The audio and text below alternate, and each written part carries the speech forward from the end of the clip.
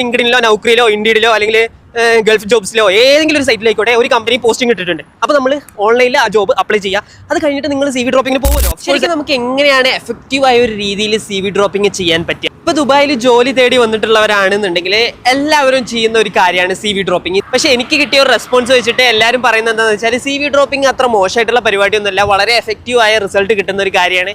എനിക്കും എൻ്റെ കൂട്ടുകാർക്കും എനിക്കറിയുന്ന ഇഷ്ടംപോലെ ആൾക്കാർക്ക് CV ഡ്രോപ്പിങ്ങിലൂടെയാണ് ജോലി കിട്ടിയിട്ടുള്ളതെന്നാണ്. പിന്നെ ഞാൻ ഈ ഒരു CV ഡ്രോപ്പിംഗ് ചെയ്തിട്ട് കാര്യമില്ല എന്ന് പറയാൻ കാരണം എന്താ അറിയോ? എൻ്റെ ഓഫീസിൽ തന്നെ കുറേ തടസ്സങ്ങളുണ്ട്. അതായത് നമ്മൾ റെസ്യൂം കൊടുത്തിട്ട് പോകുന്ന ആള് അല്ലെങ്കിൽ കൊടുത്തിട്ട് പോകുന്ന ഓഫീസ് ചിലപ്പോൾ ബ്രാഞ്ച് ഓഫീസ് ആയിരിക്കും, അല്ലെങ്കിൽ ഈ റെസ്യൂം മേടിച്ച് വെക്കുന്ന ആൾ കീ ഡിസിഷൻ മേക്കർ ആയിരിക്കില്ല.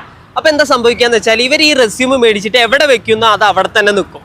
അത് കൺസേൺ പേഴ്സൻ്റെ കയ്യിലോട്ട് ആ റെസ്യൂം എത്തൂല.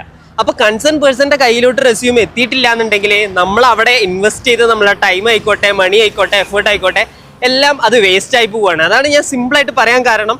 നമ്മൾ കീ ഡിസിഷൻ മേക്കർ ആരാണോ, കീ ഡിസിഷൻ പ്ലേസ് ഏതാണോ, അത് രണ്ടും ഫൈൻഡ് ഔട്ട് ചെയ്തതിന് ശേഷം നമ്മൾ അവിടെ പോയിട്ട് CV ഡ്രോപ്പ് ചെയ്യുകയാണെന്നുണ്ടെങ്കിൽ നമുക്ക് വളരെ എഫക്റ്റീവ് ആയിരിക്കും. ഇപ്പോൾ എക്സാമ്പിളായിട്ട് ഞാൻ പറയണമെന്നുണ്ടെങ്കിൽ ഇപ്പോൾ നമ്മൾ ലിങ്ക്ഡിനിലോ നൗക്കറിയിലോ ഇൻഡീഡിലോ അല്ലെങ്കിൽ ഗൾഫ് ജോബ്സിലോ ഏതെങ്കിലും ഒരു സൈറ്റിലായിക്കോട്ടെ ഒരു കമ്പനി പോസ്റ്റിംഗ് ഇട്ടിട്ടുണ്ട്. അപ്പോൾ നമ്മൾ ഓൺലൈനിൽ ആ ജോബ് അപ്ലൈ ചെയ്യുക.